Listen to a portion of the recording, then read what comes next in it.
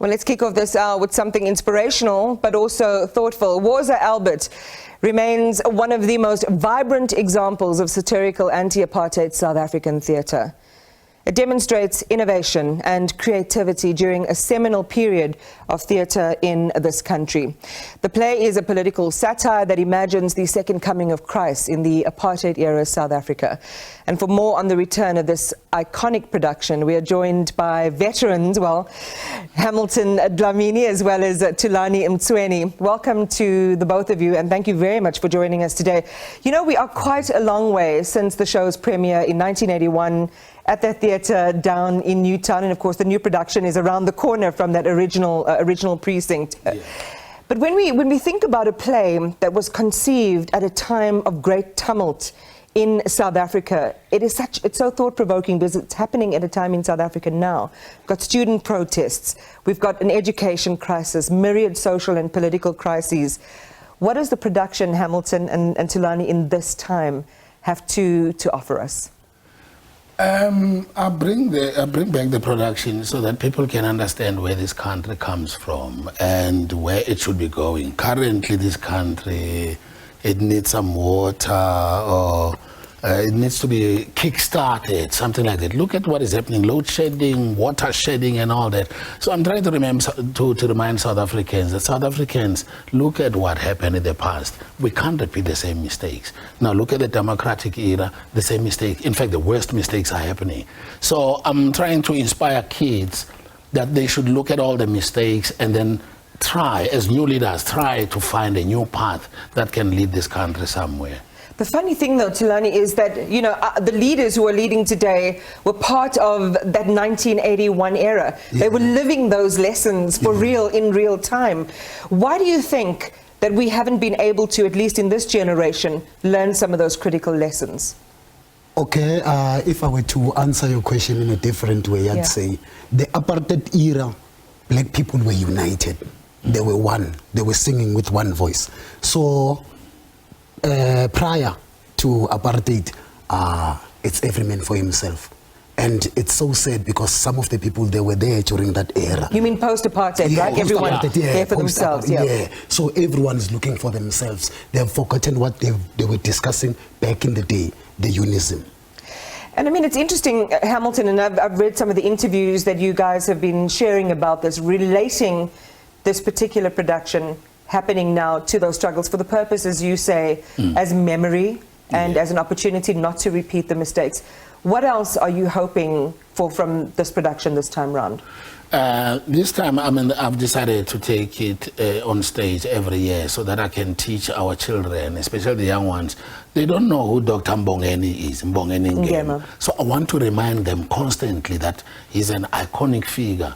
The theatre doors were closed by white people and other races and gatekeepers, but he managed to kick them open, and we got opportunities to become actors. Hence we are sitting here today, and hence we're doing Woza Albert. It's because we were given a platform to express ourselves and tell our African stories.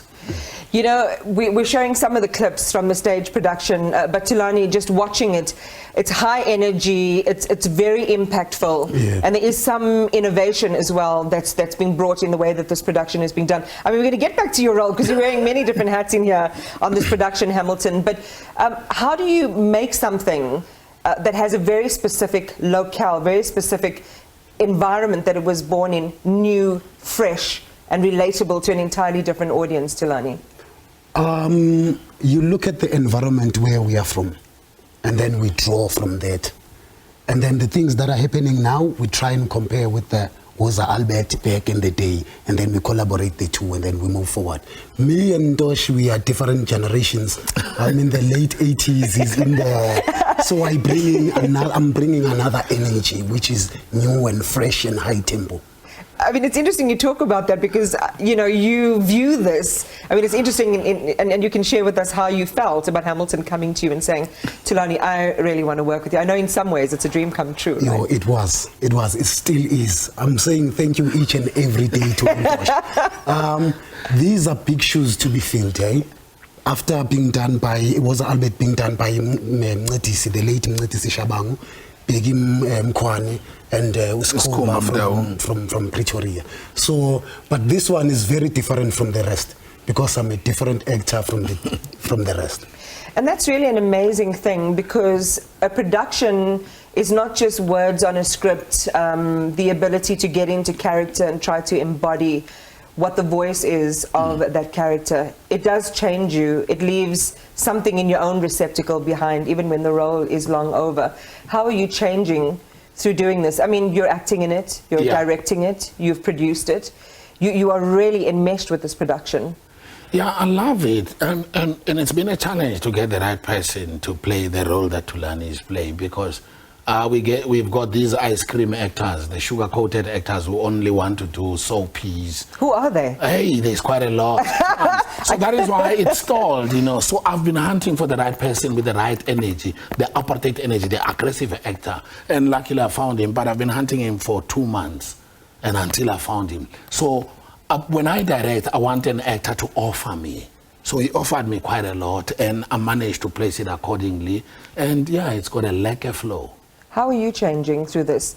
Again, you know, it's the profession, but it's also the calling of being a conduit for a very important message, even though the topography or the geography of this message has already been established. Yeah. It is changing. How are you changing, Hamilton, through doing this? I'm changing because his energy is different. I mean, compared to Mneti Shabang and the other actors. So I depend on his energy entirely when I tell the story. So he's got something that some things that he cannot do, which I have to adjust and make sure that the story is well told. And and then we've got a lovely flow, and also the energy that we share is totally different. His ego is zilch, zero. And we're just playing like kids on stage, and it makes life easier. I mean, when I transist and play different characters, and he plays different characters. So what do they say? Compatible. Yeah. And complementary. Yes. And you really play off each other. There's such a humility that has to come with the role that you're playing, because there's a high level of interpretation which goes through the filter of your own experience, Thulani, in bringing authenticity to the role. You know, just share with us how the story progresses for audiences who didn't experience Woza Albert before. Why is this such a story for this moment, and tell us a little bit about it. I'm not sure if I understand the question. What is the story? What is Woza Albert about? Oh, Woza Albert is the story about... Why must I use all these big English words now for nothing? You just have a normal conversation. No, I like it, because if he doesn't understand, he's got to say it. Yeah, and that's I'll ask. It's jargon. He said humility, and you have it in abundance tonight. Thank you. The story of Woza Albert, from my view, it's a story of hope. Because everyone is waiting for this Morena to come fix their problems. So everyone is hoping for that one person that's going to be their leader and fix all their problems. So in general, it's a story about hope. And typical South Africans, look at what is happening currently. Load shedding, they're stealing cables, we're vandalizing and all that. We're waiting for somebody to fix it when we should be addressing it. So we're still waiting for another second coming. Mandela is gone, and all the leaders. Who is going to sort this out if we don't speak? So that's what was Albert. So it's evolving with the current ideology and the previous ideology. That the savior is the self. Yes, we don't want to save ourselves. We don't want to confront people who are messing up this country. We're waiting for somebody to sort it out for us. And who is that? Let's fight if it comes to a push. Let's revolt and say we don't want this. Let's vote for the right person who will take this country somewhere. We've got children who are living this country. Children with skills. They're going overseas because of hopelessness. So that's the same thing. In the 80s, it used to happen. We're waiting for Morena to arrive so that we can phase out apartheid. Here we are in democracy. We're still crying. We're waiting for another second coming. How many second comings are we waiting for as South Africans? Let's speak. Let's voice it out. Waf. I don't think there's anything I need to say after that powerful statement. Hamilton and Thulani, thank you very much for being with us tonight. Thank you so listen, much. I didn't get my VIP tickets, but I'm coming anyway to support the production and to see it. And if you would like to do that as well, the latest installment, iteration, if you will, of Woza Albert is at the Lesedi Auditorium at the Johannesburg Theatre, and actors Hamilton Dhlamini and Thulani Mtsweni were my guests tonight.